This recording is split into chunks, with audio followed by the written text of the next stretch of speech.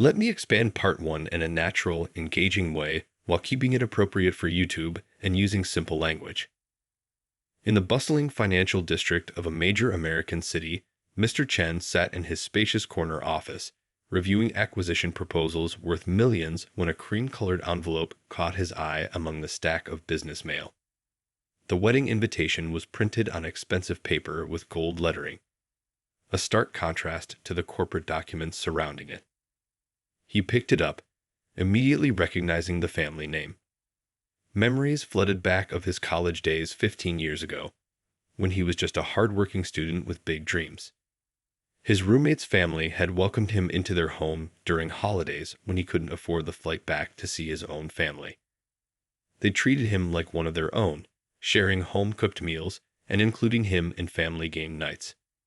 The invitation was from his former roommate's sister. Despite now being one of the city's most successful businessmen, with a real estate empire valued at over $2 billion, Mr. Chen had never forgotten their kindness during those struggling student years. He ran his fingers over the embossed lettering, remembering how his roommate's mother would pack extra cookies in care packages, always making sure to include enough for him too. His assistant knocked on the door, reminding him about an important board meeting, but Mr. Chen was already reaching for his phone. He built his fortune from nothing, working 18-hour days and making tough decisions that others wouldn't dare to make. Now, his company owned half the skyline, and his name appeared regularly in business magazines. But success hadn't changed his core values. Loyalty and gratitude still meant everything to him. "Clear my schedule for next Saturday," he told his assistant, already filling out the RSVP card. The wedding was being held at the Grand Palace Hotel. Ironically, a property his company had acquired just last year, though few people knew that. He preferred to keep a low profile, letting his work speak for itself. As he sealed the response envelope, Mr. Chen smiled, thinking about seeing his old roommate's family again. He'd been so focused on building his empire that he'd lost touch with many people from his past. Perhaps this wedding was a perfect opportunity to reconnect with the people who had believed in him long before his success. Looking out his office window at the city skyline, he couldn't have known that this simple wedding invitation would lead to one of the most uncomfortable and eye-opening experiences of his life. But that's often how the most important moments happen. They start with something as innocent as an envelope on a desk, waiting to set much bigger events in motion. His phone buzzed with messages about pending deals and meetings, but for a moment, Mr. Chen just sat there, holding the invitation. In a world of digital communications and rushed interactions, there was something special about a handwritten invitation, about remembering where you came from, about honoring the people who helped you along the way. He marked the date in his calendar, unaware that this decision would soon test not only his patience, but also society's lingering prejudices in ways he never expected. Would you like me to continue with expanding the other parts of the story in this style? On the morning of the wedding, Mr. Chen chose to drive himself to the venue in his 3-year-old Tesla. He always believed that true class wasn't about showing off. The autumn weather was perfect. Warm sunshine with a gentle breeze that made the trees dance along the countryside roads leading to the Grand Palace Hotel. He parked between shiny new BMWs and Mercedes, straightened his perfectly tailored navy suit, and grabbed the wedding card from the passenger seat. The gift inside was modest by his standards, a check that wouldn't draw attention but would help the newlyweds start their life together. Despite his billions, he never believed in flashy gestures that made others uncomfortable. Walking into the hotel's grand entrance, he couldn't help but smile at the elegant decorations. His property management team had outdone themselves, though none of them knew he would be attending today. The marble floors gleamed, and crystal chandeliers sparkled overhead, all part of the recent renovations his company had quietly funded.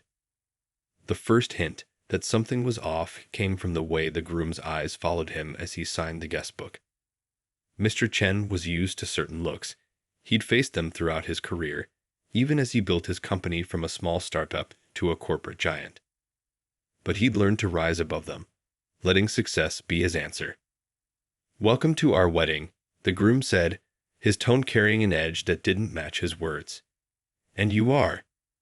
The question hung in the air, dripping with suspicion. The groom, wearing an expensive but poorly fitted tuxedo, looked him up and down like a security guard eyeing a suspicious package. "Just an old family friend," Mr. Chen replied warmly, extending his hand. The groom barely touched it, his handshake as cold as winter rain. Behind him, other guests were being greeted with hugs and enthusiastic conversations, but Mr. Chen was met with stiff formality and barely concealed distrust. Finding his assigned table near the back of the room, Mr. Chen noticed how the groom kept glancing his way, whispering to his groomsmen. He'd seen this behavior before. In elevator rides where people clutched their bags tighter, in high-end stores where salespeople followed him too closely. But he never let it dim his spirit or change who he was. The other guests at his table were polite but distant, making small talk about the weather and the food. Nobody asked what he did for a living, and he didn't volunteer the information. Years of experience had taught him that sometimes the best response to prejudice was simply to let people reveal their own limitations. As the reception began, Mr. Chen watched the other guests mingle freely while a subtle bubble of empty space seemed to form around him. He sipped his water, observing how the groom's suspicious glances were becoming more frequent, more obvious. Little did anyone know that the man they were treating with such caution could have bought and sold this entire venue with just a fraction of his weekly earnings. The irony wasn't lost on him. He actually owned this building, along with half the commercial real estate in the downtown area. But true power, he believed, wasn't about throwing your weight around. It was about knowing who you are, regardless of how others see you. Still, he couldn't shake the feeling that this wedding was about to become memorable for reasons nobody expected. Would you like me to continue with part 3 of the story? The reception was in full swing, with guests enjoying their meals and sharing happy stories, when suddenly a loud voice cut through the music and laughter. "Where is it?" the groom shouted, his face red with anger as he stormed across the ballroom. His expensive watch, a wedding gift from his parents, had disappeared from the gift table. The music screeched to a halt. Every head turned as the groom marched straight toward Mr. Chen's table, pointing an accusing finger. "Empty your pockets," he demanded, his voice trembling with barely controlled rage. "I know you've been eyeing the gifts all evening." The ballroom fell silent. Forks stopped midway to mouths. Cameras appeared in people's hands, ready to record what was happening. Mr. Chen slowly placed his napkin on the table and stood up, his face calm, but his eyes reflecting a lifetime of dealing with such moments. "Sir," Mr. Chen said quietly, maintaining his dignity despite the humiliating situation, "I understand you're upset about your watch, but I assured you." "I don't want your assurances," the groom interrupted, his voice getting louder. "I want you to empty your pockets right now. Security." He waved over 2 hotel staff members who looked extremely uncomfortable about the situation. The other guests watched in stunned silence. Some looked away in embarrassment, others whispered behind their hands, and a few even started recording the scene on their phones. Mr. Chen could feel dozens of eyes on him, judging, assuming, waiting to see what would happen next. "I built this company on integrity," Mr. Chen said softly, more to himself than anyone else. He slowly reached into his pocket and pulled out his phone, car keys, and wallet. "Would you like to check these too?"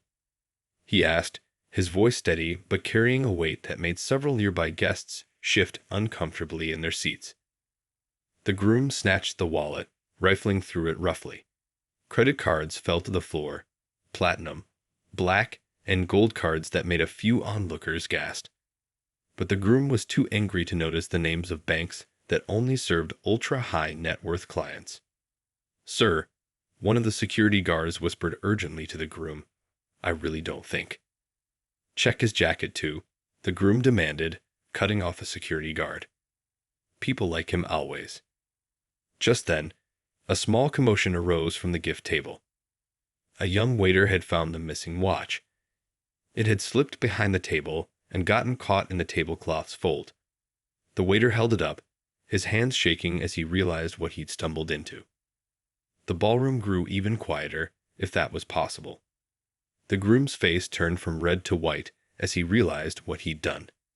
But it was too late. The damage was already spreading beyond the wedding venue. Guests' phones were lighting up with notifications as videos of his outburst started circulating on social media. Mr. Chen calmly collected his belongings from the floor, his movements deliberate and dignified. He'd faced prejudice before, but never quite so publicly.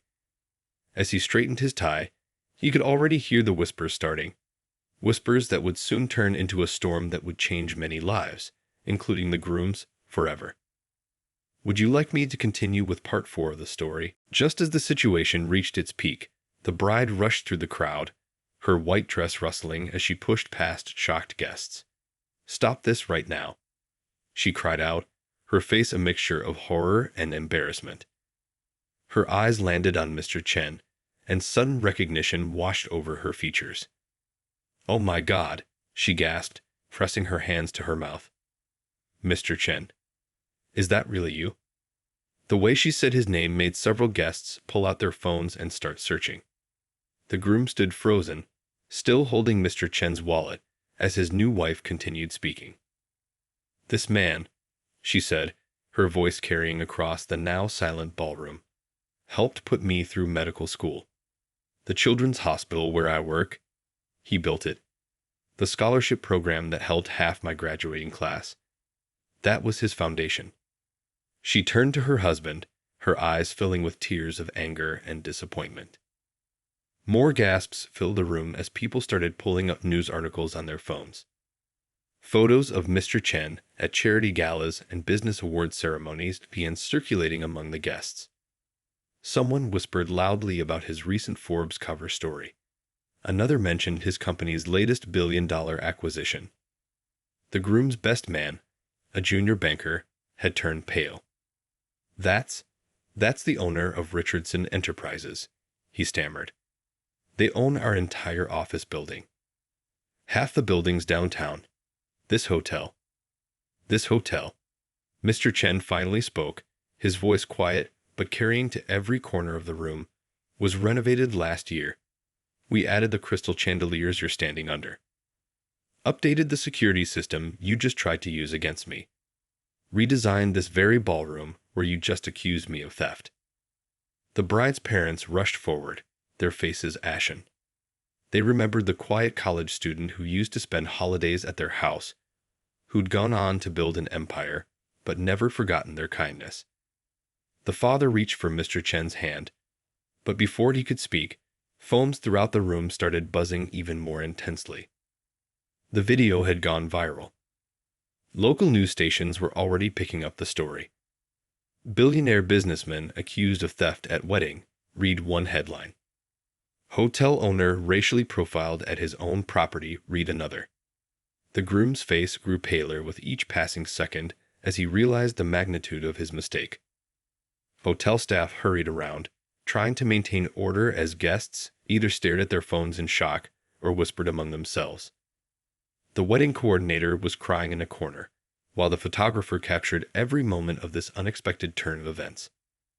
I never," the groom stuttered, still holding Mr. Chen's wallet like it was burning his hands. The black credit cards and business cards scattered on the floor told their own story. The story of a man who'd risen to heights the groom couldn't imagine, only to be humiliated at what should have been a celebration of love. Mr. Chen gently took his wallet back, tucking it into his jacket pocket. The room waited for his response. Would he call his lawyers? Demand revenge? Instead, he straightened his tie once more and looked around the room, his eyes carrying wisdom earned from years of similar experiences, though perhaps none quite this public. Would you like me to continue with part 5 of the story? The aftermath of the wedding incident spread like wildfire across social media platforms. Within hours, millions had viewed the video clips, and by Monday morning, the story had made national headlines. The groom's face was plastered across news websites, with commentators debating the broader implications of prejudice in modern society. At his office in the city's tallest building, Mr. Chen sat quietly, watching the story unfold on multiple screens. His phone hadn't stopped ringing since the incident. Calls from news outlets, civil rights organizations, and business leaders. His assistant had already turned away dozens of reporters camping in the lobby. The Groom's Bank, one of the city's largest financial institutions, was facing a public relations nightmare. Their stock had dropped significantly when markets opened, as Mr. Chen's company happened to be one of their biggest clients, with billions in accounts and regular business dealings.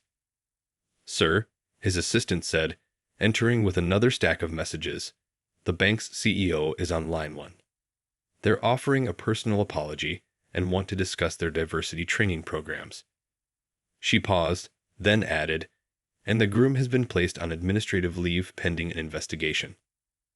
Mr. Chen turned away from the windows overlooking the city he helped build. On his desk sat a handwritten apology from the bride's parents, along with hundreds of supportive messages from community leaders. The incident had struck a chord, becoming a talking point about privilege, prejudice, and power. Videos analyzing the incident had gone viral. People were sharing their own stories of being judged based on appearance. Social media was flooded with posts about the irony of someone being profiled at a venue they owned. Some praised Mr. Chen's calm demeanor, while others demanded serious consequences for the groom. The groom's world was crumbling. His new wife had moved back to her parents' house, devastated by his behavior. His social media accounts were flooded with angry comments. Friends and colleagues were distancing themselves, and his professional reputation seemed irreparably damaged. "What would you like me to do about all these requests?" his assistant asked, gesturing to the messages. Civil rights groups wanted him to speak at events. Educational institutions sought his involvement in anti-bias initiatives. Companies were reaching out for guidance on diversity training. Mr. Chen picked up a framed photo from his desk, a picture of himself as a young entrepreneur, standing in front of his first small office. He remembered all the doors that had been closed in his face, all the assumptions people had made, all the times he had to prove himself despite his achievements. "Schedule a press conference," he said finally, setting down the photo. "But not to condemn anyone. We're going to turn this into something positive." His mind was already working on a plan, one that would transform this ugly incident into an opportunity for real change. Would you like me to continue with part 6 of the story? 1 week after the wedding incident, Mr. Chen stood at a podium in his company's main conference center. Camera flashes lit up the room as journalists and business leaders packed every seat. The Groom's Bank had sent their entire executive team, all looking nervous about what might be said. "Change doesn't come from punishment," Mr. Chen began, his voice steady and clear. "It comes from understanding." He looked out at the sea of faces, some expecting anger, others anticipating revenge. Instead, they witnessed something unexpected: the launch of a groundbreaking initiative. Behind him, a large screen displayed the new program, Building Bridges, a corporate initiative for inclusive workplaces. Mr. Chen announced his foundation would invest $50 million in workplace diversity programs across the city. The first participant, the bank where the groom worked. "We're not here to end careers," he continued, glancing at the bank executives who visibly relaxed. "We're here to change mindsets." He shared stories from his own journey, sleeping in his car while starting his company, being mistaken for a janitor in his own building, having security called on him in high-end stores. The reporters' pens scratched furiously as Mr. Chen outlined the program. It would include comprehensive training, mentorship opportunities, and a scholarship fund for minority business students. Companies participating in the initiative would receive support in creating more inclusive workplace cultures. The young man from the wedding, Mr. Chen said, causing everyone to lean forward in their seats, will be invited to be part of this program. Not as a punishment, but as an opportunity to grow. The room buzzed with whispers. This was not the revenge story they'd expected to hear. News cameras captured the moment when the bank's CEO stood up and walked to the podium, shaking Mr. Chen's hand. He'd announced that their bank would match the foundation's investment, doubling the program's impact. Other business leaders in the room began standing too, pledging their support. The press conference turned into something larger than anyone expected, a moment of genuine change. Social media exploded with positive reactions. Hashtag building bridges started trending nationwide. Companies began calling, asking how they could join the initiative. In the back of the room, the bride's parents watched with tears in their eyes. They remembered the quiet college student who'd shared their holiday meals, now transforming a moment of prejudice into an opportunity for citywide change. It was more than just good PR. It was leadership that could actually make a difference. As the event ended, reporters rushed forward with questions about the groom's fate. Mr. Chen simply smiled and said, "Sometimes our worst moments can lead to our greatest growth." I look forward to seeing how this story continues. Would you like me to continue with part 7 of the story? 3 months after the wedding incident, the Building Bridges program was in full swing. Conference rooms across the city buzzed with honest conversations about bias and inclusion. The program had spread beyond its original scope, with companies from other states asking to participate. The groom, after weeks of soul-searching and counseling, had become an unexpected participant in the program. He sat in training sessions, at first quiet and ashamed, then gradually beginning to share his own journey of confronting his prejudices. His story became a powerful teaching tool, a real-world example of how quickly bias can cloud judgment. "I never thought I was that person," he admitted during one session, his voice shaking slightly. "I had friends from different backgrounds. I thought I was open-minded. But that day, I let assumptions take over. I didn't even stop to think." The training sessions weren't just PowerPoint presentations and lectures. They included real stories from people who'd faced discrimination, role-playing exercises, and frank discussions about uncomfortable truths. Business leaders sat alongside entry-level employees, all learning together. Mr. Chen occasionally dropped in on these sessions, not as the billionaire owner of half the city's buildings, but as someone with his own stories to share. He talked about his early days, the subtle and not-so-subtle barriers he'd faced, and how he maintained his dignity through it all. The bride, who'd initially filed for annulment after the wedding disaster, started attending some sessions too. She watched her husband's transformation with cautious optimism. Their relationship wasn't magically fixed, but they'd started counseling, working through the deep issues the incident had exposed. Local schools began asking for youth versions of the program. Mr. Chen's foundation developed special workshops for students, teaching them about respect and inclusion before workplace biases could take root. The program was changing not just corporate culture, but the city's future. The bank where the groom worked saw unexpected benefits. Employee satisfaction scores rose. More diverse candidates applied for positions. Clients commented on the positive changes they noticed in company culture. Other banks started asking about implementing similar programs. One day, during a particularly powerful session, an elderly janitor stood up to share his story. He talked about working in the building for 30 years, about being invisible to most executives. As he spoke, several CEOs in the room wiped away tears, seeing their own buildings, their own behaviors, in a new light. "This isn't just about one incident at a wedding anymore," Mr. Chen told his board of directors.